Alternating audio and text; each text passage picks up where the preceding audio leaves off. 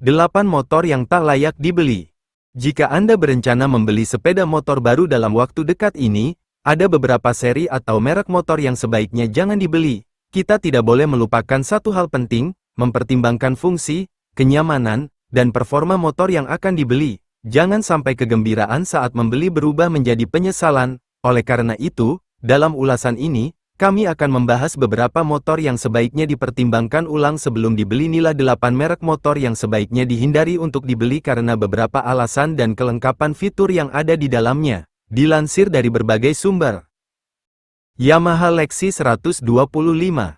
Yamaha Lexi 125 tipe lama dan tipe standar memiliki tampilan yang cenderung tanggung, sekilas mirip NMAX dan banyak yang menyebutnya sebagai NMAX versi ekonomis, dan hal itu ada benarnya. Tampilannya memang mengusung aura NMAX, namun terkesan lebih sederhana. Khusus pada varian standar, motor ini terasa kurang premium, fitur yang ditawarkan sangat minim, tidak ada smart key, tidak ada sistem pengereman ABS, dan suspensinya pun masih menggunakan tipe teleskopik standar. Memang, dari sisi bobot, Lexi termasuk ringan. Sayangnya, bobot yang ringan ini justru membuat motor terasa ringkih. Yamaha Lexi Scooter ditambah lagi dengan mesin 125 cm3 yang harus menopang bodi yang cukup besar. Performa motor ini terasa kurang bertenaga. Suzuki Address. Suzuki Address sebenarnya memiliki reputasi sebagai motor tangguh dan irit bahan bakar. Namun, secara keseluruhan, motor ini terkesan seperti produk yang terlambat rilis. Desainnya menyerupai motor era 2010-an, bahkan beberapa aspek mengingatkan pada motor produksi awal 2000-an. Dengan tampilan dan fitur yang minim inovasi, tidak mengherankan jika motor ini kurang diminati di pasaran.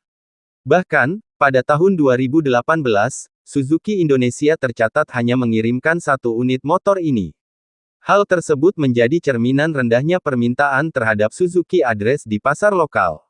Jadi, sebelum memutuskan membeli, pertimbangkan kembali apakah Anda ingin memiliki motor dengan eksistensi pasar yang sangat terbatas. Suara starternya terdengar kasar, khas motor lawas. Fitur side stand switch tidak tersedia, padahal fitur ini kini sudah menjadi standar pada banyak motor modern.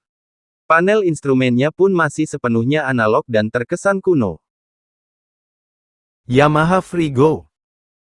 Saat pertama kali diluncurkan, Yamaha Frigo sempat menarik perhatian publik berkat kapasitas bagasinya yang luar biasa besar, bahkan diklaim lebih luas daripada Yamaha NMAX.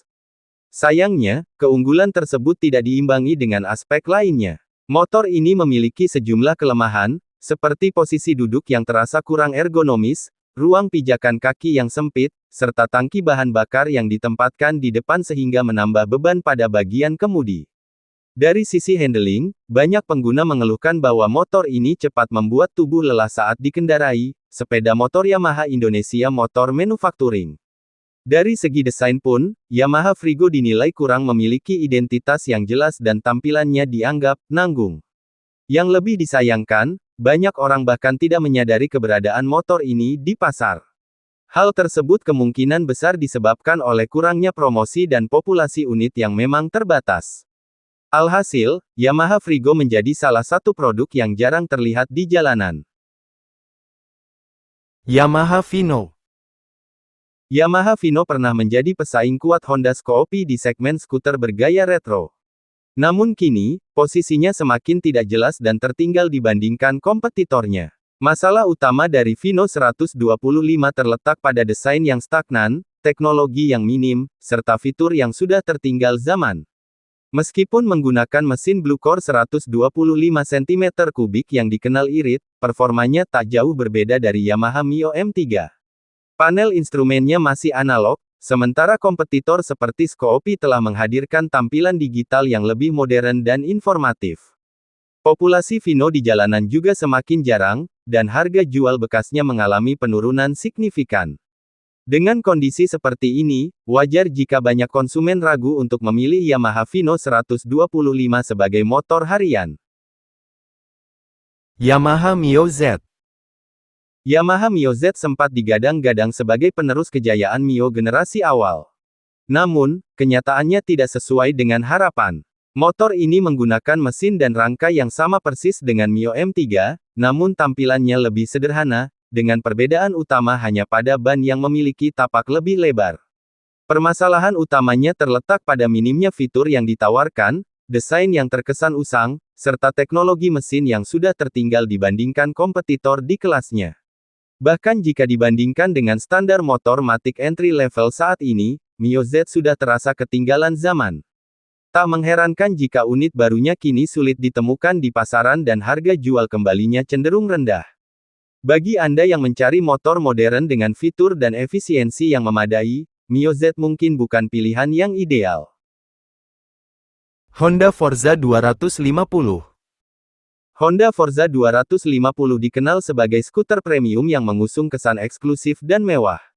Namun jika ditelaah lebih jauh, motor ini terasa terlalu mahal untuk fitur dan performa yang ditawarkan. Dengan harga yang menembus angka 90 juta rupiah ke atas, Forza hanya menawarkan mesin 250 cm3 yang performanya biasa saja, torsi bawah terasa lamban, handling terasa berat, dan posisi berkendara kurang ergonomis jika dibandingkan dengan Yamaha X-Max. Dibandingkan X-Max, Honda Forza 250 lebih merepotkan untuk digunakan harian. Selain itu, suku cadangnya tergolong mahal dan sulit dicari karena statusnya sebagai motor completely built up CBU. Dengan segala pertimbangan ini, kecuali Anda memiliki dana berlebih dan memang menginginkan motor kelas premium, sebaiknya pikirkan kembali sebelum memilih Honda Forza 250. Yamaha Gear 125. Yamaha Gear 125 sebenarnya hadir dengan konsep menarik sebagai motor matic serbaguna yang irit dan tangguh. Namun, ketika melihat varian standar dari motor ini, ekspektasi tersebut langsung terasa menurun drastis.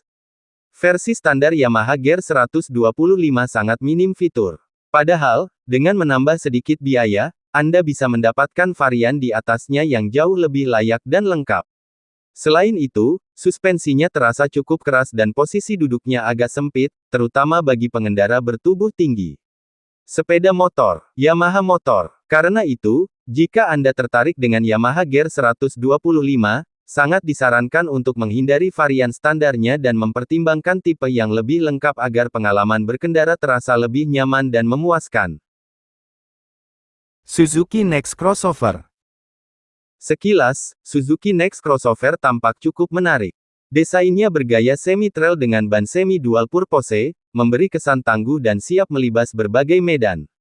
Namun, pada dasarnya motor ini tetaplah Suzuki Next 2 yang diberi sentuhan visual bergaya off-road.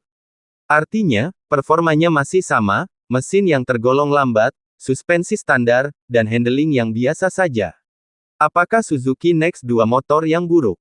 Tidak juga. Motor ini sebenarnya memiliki kualitas bangunan, build quality, yang cukup baik, Suzuki Next 2. Hanya saja, sebelum memutuskan untuk membelinya, ada banyak hal yang perlu dipertimbangkan lebih matang.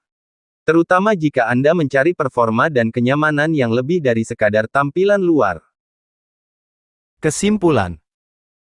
Memilih sepeda motor tidak boleh hanya didasarkan pada tampilan atau harga promosi. Penting untuk menilai secara menyeluruh, mulai dari fitur, kenyamanan, ketersediaan suku cadang, hingga nilai jual kembali. Semoga daftar ini dapat menjadi pertimbangan agar Anda tidak kecewa setelah membeli.